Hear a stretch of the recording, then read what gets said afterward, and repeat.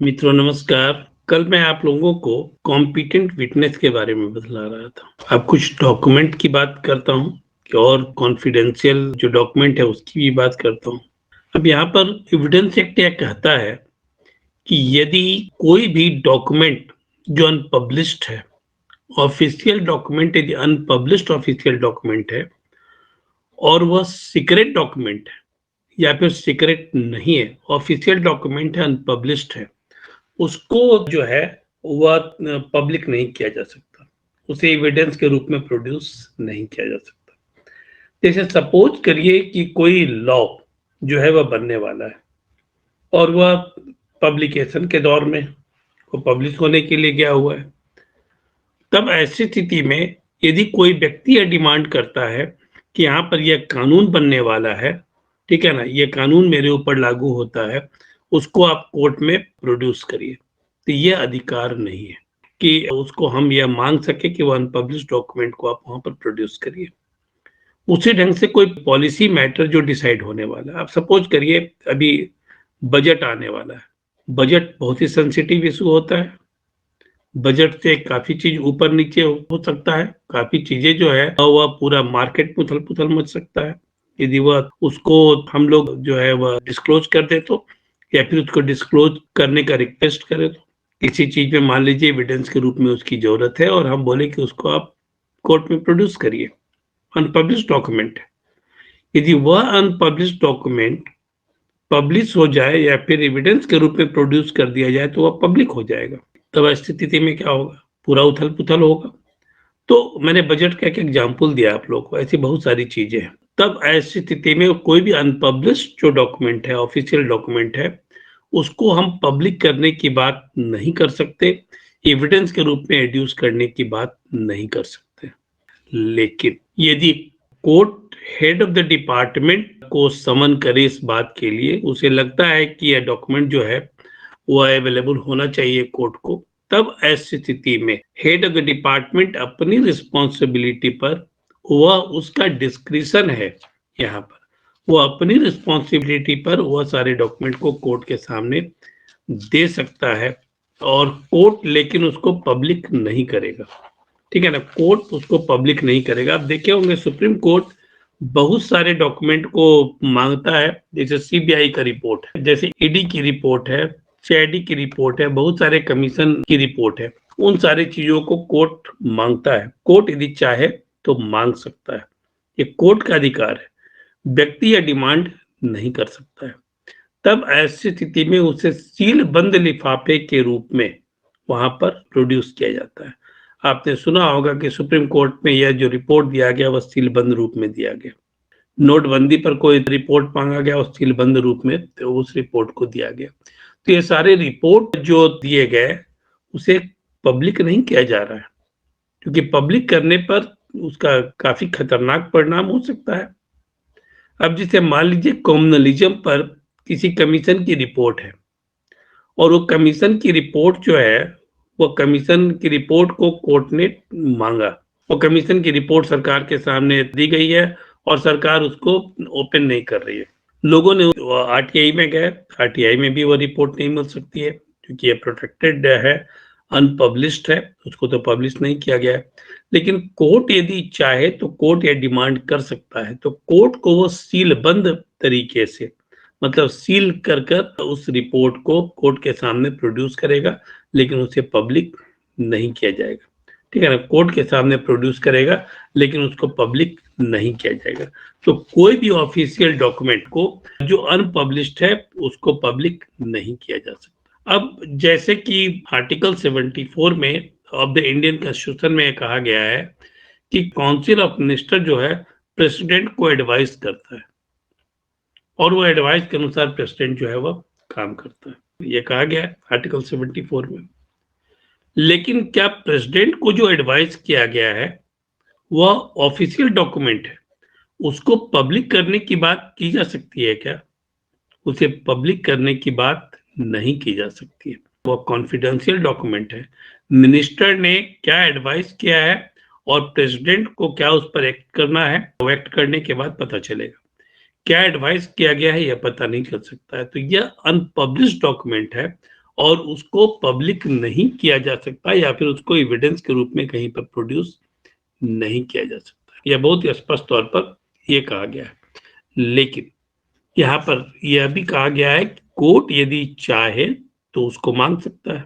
फिर भी यहाँ पर हेड ऑफ द डिपार्टमेंट को यह अधिकार है, यह ऑथोरिटी उसकी है कि वह यह कहकर मना कर सकता है कि यह पब्लिक इंटरेस्ट की चीज है और यहाँ पर जो है जो welfare of the public involve है।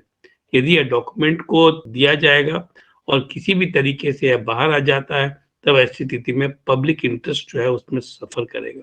तो ऐसी स्थिति में हेड ऑफ द डिपार्टमेंट इसे रिफ्यूज कर सकता है। तो यहाँ पर कोर्ट को भी रिफ्यूज किया जा सकता है पब्लिक इंटरेस्ट को ध्यान में रखते हुए। अब यहाँ पर मैं आता हूँ कोई ऑफिशियल कम्युनिकेशन जो है, जैसे एक मंत्री के द्वारा किसी को चिट्ठी लिखी गई, ऑफिशियल है, दूसरे मंत्रालय को चिट्ठी लिखा गया कोऑर्डिनेट करने के लिए कि इस चीज को हम लोग कोऑर्डिनेट करते हैं।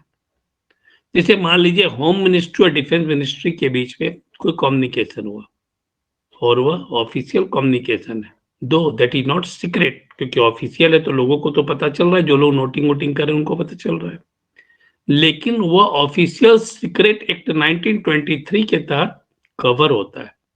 ठीक है ना, ऑफिशियल सीक्रेट एक्ट 1923 के तहत वह कवर होता है। यहाँ पर उस डॉक्यूमेंट को कोई भी व्यक्ति लीक नहीं कर सकता और वो उसको जो है यहाँ पर यह देखा जाता है कि यदि पब्लिक इंटरेस्ट के खिलाफ में जाता है, detrimental to the public interest है, तब इसे तो किसी भी हालत में लीक नहीं किया जा सकता। यदि उसे कोई व्यक्ति लीक करता है तब ऐसी स्थिति में ऑफिशियल सीक्रेट एक्ट के तहत वहां पर सजा हो सकती है। आप लोग ये देखते होंगे कि कोर्ट में कोई भी डॉक्यूमेंट जब प्रोड्यूस किया जाता है, कोर्ट में जब कोई डॉक्यूमेंट आप प्रोड्यूस करते हैं बीइंग ए लॉयर, तो वहां पर आप क्या करते हैं, सर्टिफाइड कॉपी को प्रोड्यूस करते हैं जिससे कि पता चले कि यह ऑफिशियली निकाला गया है। बहुत सारे पॉलिसी डिसीजंस ऐसे हैं, बहुत सारे पॉलिसी मैटर्स ऐसे हैं जिसको कि ऐसे नहीं निकाला जा सकता। बहुत सारे सीक्रेट डॉक्यूमेंट ऐसे हैं जो कि नहीं दिया जा सकता। यदि आपने किसी तरीके से उसे हासिल कर लिया है और उससे आपने कोर्ट में प्रोड्यूस कर दिया, एड्यूस कर दिया है एज एन एविडेंस, कोर्ट में यदि आपने एड्यूस कर दिया है उसे एज एन एविडेंस, तो कोर्ट आपसे अब पूछता है कि यह डॉक्यूमेंट आपको कहां से मिला, कि डॉक्यूमेंट की फोटोकॉपी आपने लगाई है, इसकी सर्टिफाइड कॉपी नहीं है, इसको यदि इशू किया गया है ऑफिस से तो इशुएंस डेट नहीं है, ऑफिशियल मेमो नंबर इसमें नहीं लगा हुआ है। कोर्ट आपसे एक क्वेश्चन करेगा। यदि आप कोर्ट में लगातार अपीयर हो रहे हैं तो आपको पता होगा कि कोर्ट इन पर क्वेश्चन करेगा और यदि आप उसका सेटिस्फैक्टरी जवाब नहीं देते तब ऐसी स्थिति में कोर्ट उसको एक्सेप्ट नहीं करता है।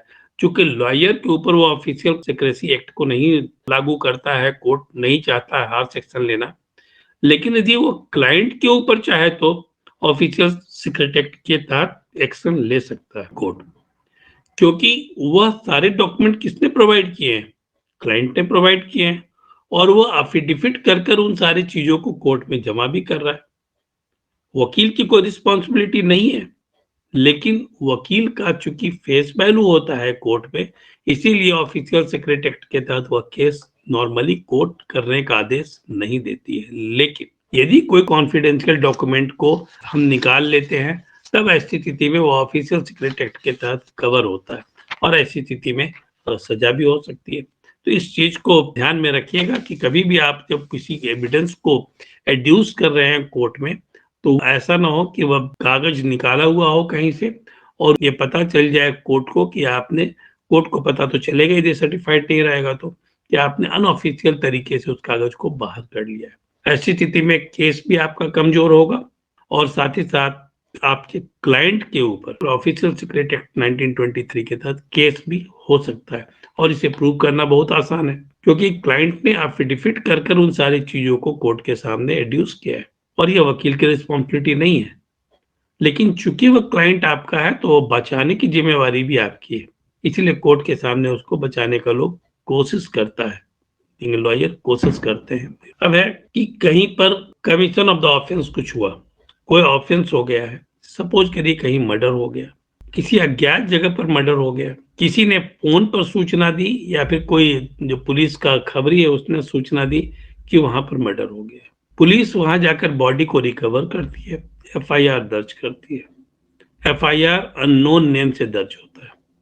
एफआईआर जो है वह अननोन नेम से दर्ज होता है, अज्ञात अपराधी के नाम से यह दर्ज होता है, क्योंकि पता तो है नहीं। या फिर कोई स्रोत ऐसा है, पुलिस के बहुत सारे स्रोत होते हैं या खुफिया एजेंसी के बहुत सारे स्रोत होते हैं जो इन सारी चीजों की जानकारी देते हैं कि कहीं पर क्राइम होने वाला है। मर्डर केस को अलग करिए थोड़ा, खुफिया जो उसका तंत्र होता है उसमें बहुत सारे लोग होते हैं, ये जानकारी देते हैं कि वे लोग, कुछ लोग हैं जो कि प्लान कर रहे हैं डकैती करने का, प्लान कर रहे हैं देश के खिलाफ जो है वह विद्रोह करने का, सरकार के खिलाफ विद्रोह करने का।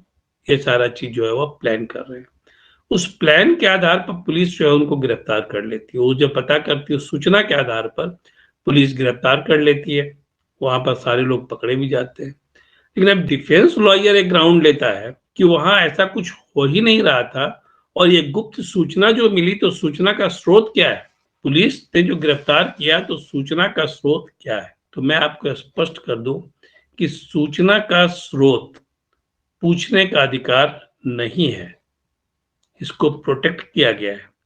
यदि सूचना तंत्र को ओपन कर दिया जाए तो किसी भी पुलिस और खुफिया एजेंसी का काम करना मुश्किल हो जाएगा। इसीलिए उसको प्रोटेक्ट किया गया है कि source of information as to offence जो है उसको डिस्क्लोज नहीं किया जा सकता।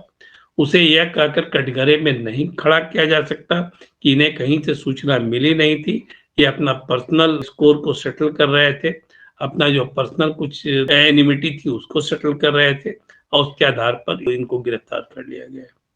पुलिस को इस आधार पर कटघरे में नहीं खड़ा किया जा सकता। इस बात का ध्यान रखिएगा कि कोई भी क्लाइंट आपके पास आया और यह बोले कि पुलिस जो थी उसे गलत गिरफ्तार की और पुलिस को आप इससे क्वेश्चन करिए, तो आप पुलिस को क्वेश्चन नहीं कर सकते। मैंने आप लोग को बहुत शुरू में जब सीआरपीसी में पढ़ा रहा था, मैंने कहा था कि पुलिस को इमेंस पावर दिया हुआ है, क्योंकि पुलिस एक्ट के तहत यह डील होता है तो पुलिस को इमेंस पावर दिया हुआ है। लेकिन एविडेंस एक्ट भी उनके पावर को इंडोर्स करता है, क्योंकि वह जो है लॉ एंड ऑर्डर को संभालते हैं, क्राइम को कंट्रोल करते हैं, इन्वेस्टिगेशन करते हैं। तो ऐसी स्थिति में उसे बहुत ही खुफिया तंत्र का सहारा लेना पड़ता है। यदि वह खुफिया तंत्र की चीजों को लीक कर दे, यदि वह सोर्सेस को लीक कर दे, तो ऐसी स्थिति में कोई उनके लिए काम नहीं करेगा, क्योंकि उसकी जान का खतरा हो जाएगा। ये सपोज करिए कुछ लोग जो प्लान कर रहे हैं सरकार के खिलाफ विद्रोह करने का, उनका तंत्र तो मजबूत होगा और किसी स्रोत से पता चल गया पुलिस को, पुलिस ने उन सबको गिरफ्तार कर लिया। अब यहाँ पर क्या कंपेल किया जा रहा है पुलिस तंत्र को कि वह उस स्रोत का नाम डिस्क्लोज करे? यदि पुलिस स्रोत का नाम डिस्क्लोज कर देगी तो वे लोग जो इतने पावरफुल लोग हैं उसको क्या करेंगे? वो स्रोत को ही मरवा देंगे, ये स्रोत को ही पूरी तरह से खत्म कर देंगे। तब ऐसी स्थिति में क्या पुलिस के लिए कोई काम करेगा? क्या काम नहीं करेगा। इसीलिए प्रोटेक्ट किया गया है इस चीज से कि जो इंफॉर्मेशन है कमीशन ऑफ ऑफेंस का या फिर कमीशन ऑफ ऑफेंस होने का जो इंफॉर्मेशन है या फिर कहीं पर हो चुका है, घटना घट चुकी है, उसका इंफॉर्मेशन किसी व्यक्ति ने दिया है, तो वो स्रोत को पुलिस लीक नहीं कर सकती, उसे लीक करने के लिए बाध्य नहीं किया जा सकता। इसी ढंग से अब आते हैं प्रोफेशनल कम्युनिकेशन पर। अभी हम कम्युनिकेशन ऑफ ऑफेंस की बात मैंने की थी, अभी मैं प्रोफेशनल कम्युनिकेशन की बात कर रहा हूँ। हम और आप क्या हैं? प्रोफेशनल है।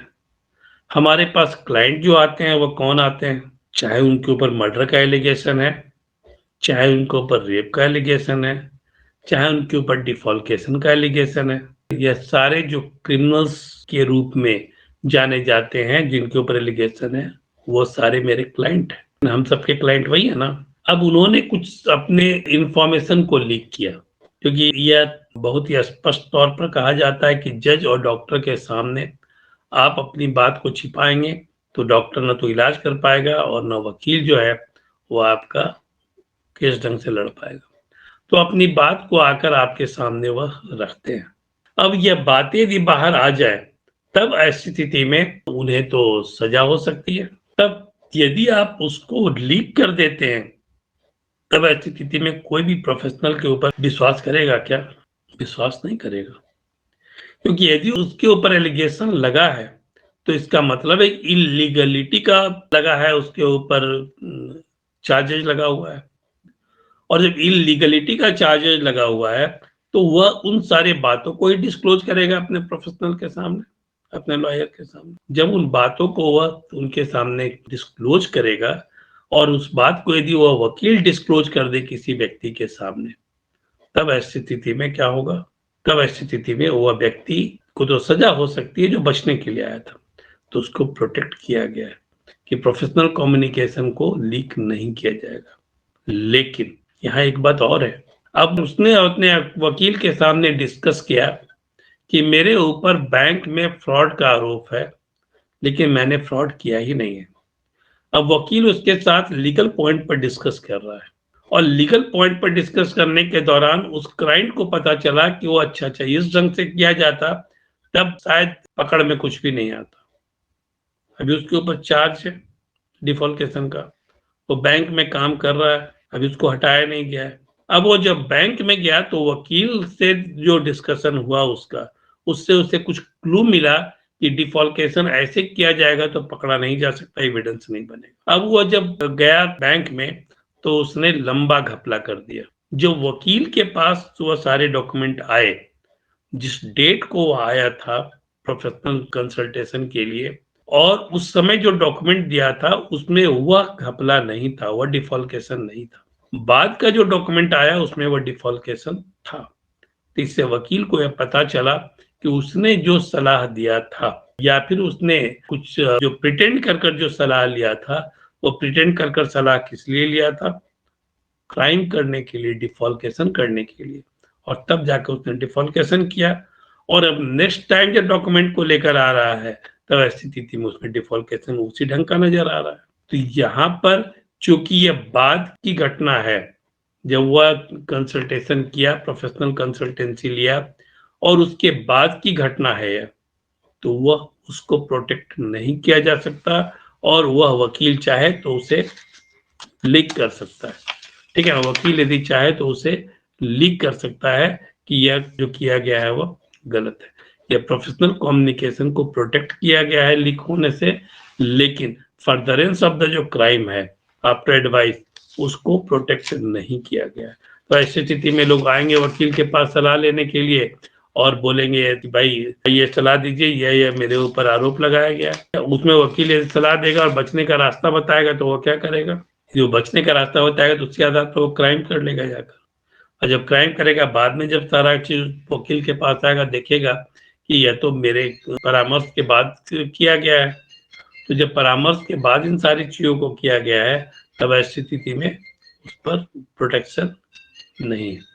ठीक है, उस पर क्या है? प्रोटेक्शन नहीं है।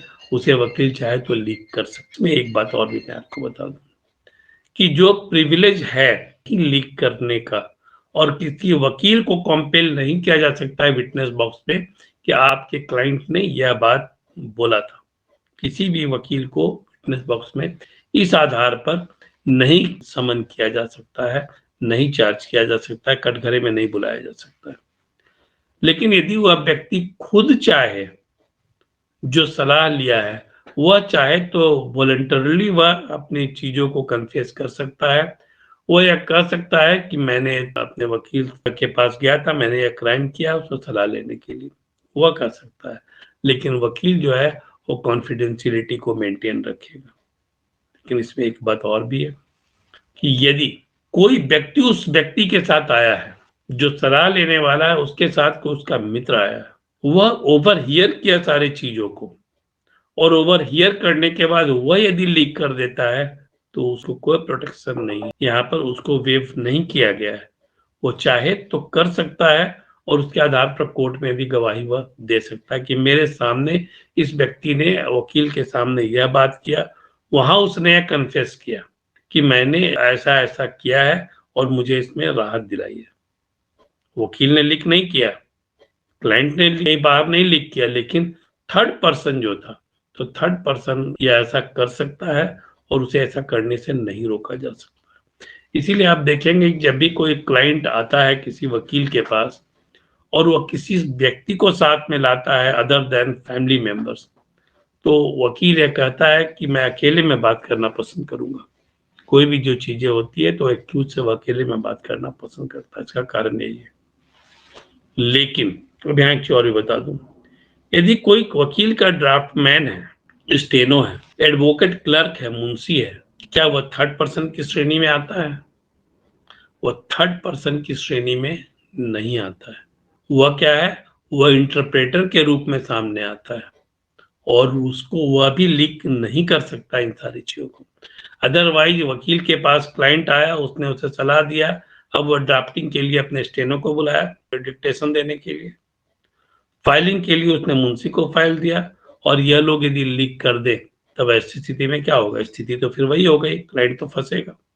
तो यहाँ पर इससे भी कहा गया है कि यह लोग भी जो प्रोफेशनल कम्युनिकेशन है उसे वे लोग लीक नहीं करेंगे। तो इसको बहुत ही साफ तौर पर इन सारी चीजों को स्पष्ट किया गया है, तो उसको वो लीक नहीं किया जा सकता। इसके अलावा किसी व्यक्ति के पास यदि कोई इलेक्ट्रॉनिक एविडेंस है तो उसे फोर्स नहीं किया जा सकता है तो उसको वह कोर्ट में प्रोड्यूस करे।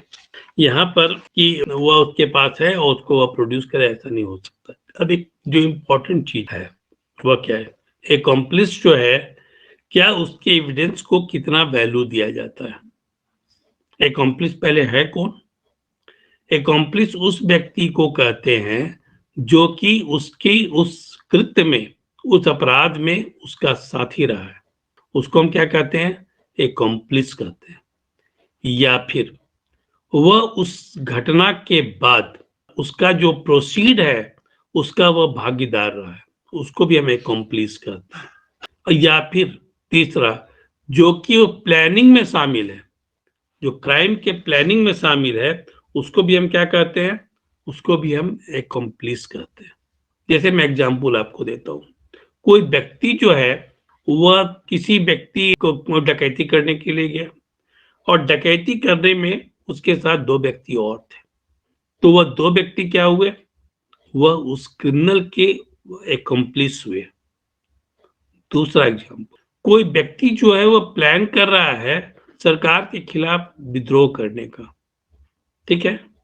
अब वहां पर सारे लोग बैठकर प्लान कर रहे हैं, उसमें से एक व्यक्ति बैक कर गया, लेकिन प्लानिंग में उसकी अहम भूमिका थी, वह उसमें नहीं गया या फिर किसी कारण से वह छूट गया, वह भी एकम्प्लिस है क्योंकि वह प्लानिंग का पार्ट है।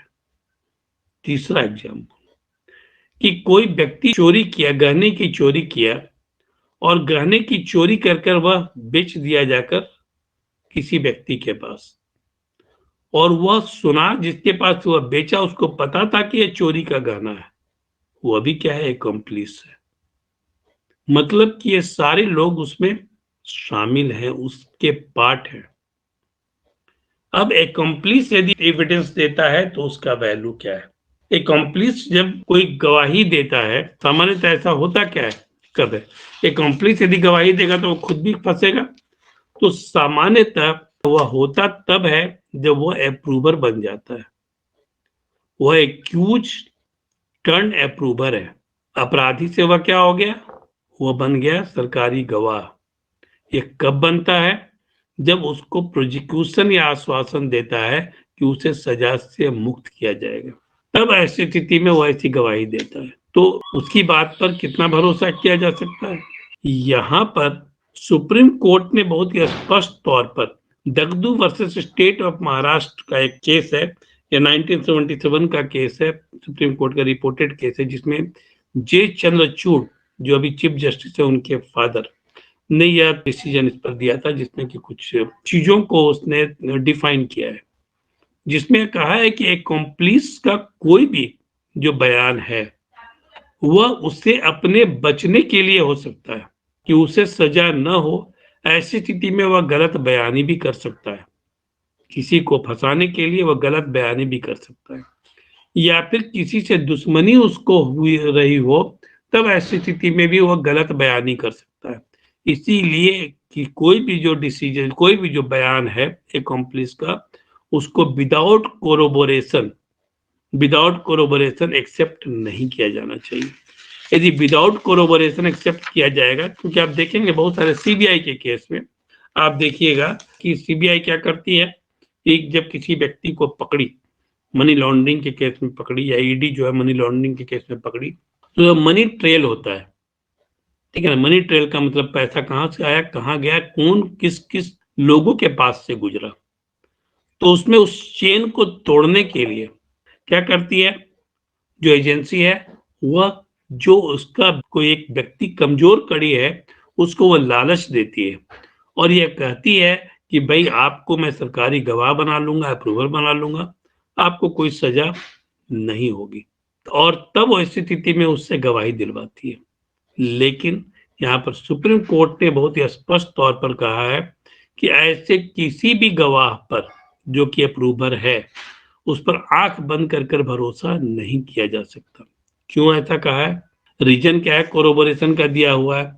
ये कहा गया है कि वो खुद ही क्रिमिनल है, जो अप्रूवर है वह क्या है, वो खुद ही क्रिमिनल है, और उसका जो बेंट ऑफ माइंड है और मेंस रिया से ओत प्रोत है। जब उसने क्राइम किया तो मेंस रिया, अच्छा मतलब कि गिल्टी माइंड होगा तभी तो किया, तो उसको क्लीन हैंड के रूप में तो देखा ही नहीं जा सकता है। तो वह खुद ही चूंकि वह क्रिमिनल है और वो लॉ अबाइडिंग सिटीजन रहा ही नहीं है नहीं वह, तो उसे लॉ अबाइडिंग सिटीजन की तरह हम यदि ट्रीट करें और उसकी बात पर भरोसा कर ले, तब ऐसी स्थिति में यह बहुत ही उचित नहीं होगा। दूसरी चीज है, वह एक कॉम्प्लिस रहा है और एक कॉम्प्लिस है, तो उसकी पूरी लॉयल्टी अपने गैंग के प्रति होगी। तो अब यह देखना जरूरी है कि वह क्यों मदद कर रहा है पुलिस की, इसको उसने जो कुछ कहा उसको कोरोबोरेट किया जाना चाहिए। बिना कोरोबोरेशन के यह जो है, यदि हम उसकी बात को, उसके एविडेंस को मान लें, उसके टेस्टिमनी को मान लें, तो यह गलत होगा। तो सुप्रीम कोर्ट ने बहुत ही स्पष्ट तौर पर यहाँ कहा है कि जो एक्कम्प्लिस है उसके टेस्टिमनी को आंख बंद करके नहीं माना जा सकता, बल्कि उसकी टेस्टिमनी को जो है वह कोरोबोरेट कराकर ही माना जा सकता है। कोरोबोरेट पहले पूरी तरह से करा लीजिए, और कोरोबोरेट कराने के बाद वह किसका काम है, इन्वेस्टिगेटिंग एजेंसी का काम है। यदि कोई व्यक्ति जो है वह अप्रूवर है, लोग बहुत बार ये कहते हैं सीआरपीसी में प्रोविजन है अप्रूवर का, तो ये कहते हैं कि भाई अप्रूवर बन जाओ, तो अप्रूवर बनने से राहत नहीं है। बहुत बार यह देखेंगे कि बहुत सारे अप्रूवर बनने के बाद भी उसको सजा हो गई, क्योंकि उसने जो बयान दिया था वो बयान गलत निकला। उसने जो बयान दिया था वह कोर्ट को मिसलीड करने के लिए था और अपने जो साथी थे उनको बचाने के लिए था। इसीलिए सुप्रीम कोर्ट यहाँ बहुत स्पष्ट है कि किसी भी एक्कम्प्लिस के टेस्टिमनी को आंख बंद कर कर भरोसा नहीं किया जा सकता है। अब नेक्स्ट पॉइंट जो है उसमें कहा गया नंबर ऑफ विटनेस कितने हों जिन पर रिलाई किया जा सके, तो यहाँ पर नंबर ऑफ विटनेस की बात नहीं आती है। मैंने आप लोगों को कल के क्लास में बतलाया था कि एक भी विटनेस यदि हो, सब्सटेंशियल विटनेस हो, तब ऐसी स्थिति में यह कोई आवश्यक नहीं है कि हम इस चीज को कहें कि सोल विटनेस है, इसके आधार पर सजा नहीं दी जा सकती है। इसी तरह मैंने आप लोगों को रेप के मामले में भी बतलाया था कि रेप के मामले में क्योंकि वह एकांत जगह ढूंढता है एक्यूज, तो ऐसी स्थिति में वो विटनेस कोई हो नहीं सकता है, तो इसकी टेस्टिमनी को ही सोल विटनेस के रूप में माना जाता है और सजा हो सकती है। इसी ढंग से यदि रेप यदि कस्टडी में हुआ है, रेप यदि कस्टडी में हुआ है, तो कस्टडी में होने के बाद वहां पर कोई विटनेस तो हो नहीं सकता है। तब ऐसी स्थिति में रेप के जो विक्टिम है उसकी टेस्टिमनी को ही एक्सेप्ट किया जाता है और उसकी टेस्टिमनी को ही यह माना जाता है सोल जो विटनेस है, क्योंकि जो विक्टिम है वही यहाँ पर विटनेस है। तो ऐसी स्थिति में उसको सजा उतनी ही होती है जितना कि मल्टीपल विटनेस यदि सामने हो तब। ठीक है मित्रों, तो आज यहीं तक, इस वीक में शायद आप लोगों का क्लास खत्म हो। ठीक है, थैंक यू वेरी मच।